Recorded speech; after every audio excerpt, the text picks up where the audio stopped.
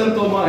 என்னென்ன பாவத்திலிருந்து என்னென்ன ஜெபம் நம்ம கேட்கப்படாம மேகம் மூடி இருளில் காணப்பட்ட சூழல் கட்டுள்ள காணப்பட்டமோ அந்த இடத்துல மறுபடியும் நாம் ஜெபிக்கும் போது கர்த்தர் கட்டளை நீக்கி நம்மளை வெளிச்சத்துக்கு கொண்டதுக்காக தேவனுக்கு ஸ்தோத்திரம் என்று சொல்லுங்க. ஆமென். ஹல்லேலூயா. நிச்சயமா வாழ்க்கையில பிரச்சனைகள் நடந்திருக்கும். கர்த்தர் இடத்துல எங்கேயாவது கர்த்தர் காரியத்தை அசட்டை பண்ணிருப்பீங்க. அது மூலமா ஏதாவது இருள் வந்திருக்கும். மறுபடியும் அதை ஜெபம் பண்ணிருப்பீங்க. அந்த இருள் தேவை இருக்கும், வெளிச்சமா மாறி இருக்கும். இந்த வருஷத்துல அப்படி பல தரம் வந்திருக்கும். இல்லைன்னு சொல்லாதீங்க, நானும் சொல்றேன். 7 வருஷம் சோத்திரம் உண்டாதாக இல்லைன்னு சொல்ல மாட்டேன், இருக்குன்னு சொல்றேன். அந்த மாதிரி வாழ்க்கை நடந்து நான் பார்த்தேன். கர்த்தர் மறுபடியும் வெளிச்சத்தை கூட்டு வந்து பார்த்தேன். அதுக்கு உங்க ஜெபம் பயன்பட்டது பார்த்தேன். கர்த்தர் மறுபடியும் கூட்டு பார்த்தேன். நானே சாட்சி. ஆமென். ஹல்லேலூயா. ஆனால் தேவனுடைய பிள்ளைகள் இந்த நாட்களிலே இந்த மாதிரி யோசித்து தேவன் நன்றி செலுத்துங்க. ஆண்டவரே, இந்த பாவம் நிமித்தமாக எனக்கு இந்த அசட்டப்ப நிமித்தமாக எனக்கு இந்த தண்டனை வந்துச்சு.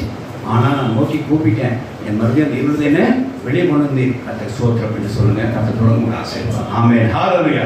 தேவனுக்கு ஸ்தோத்திரம் உண்டாதாக.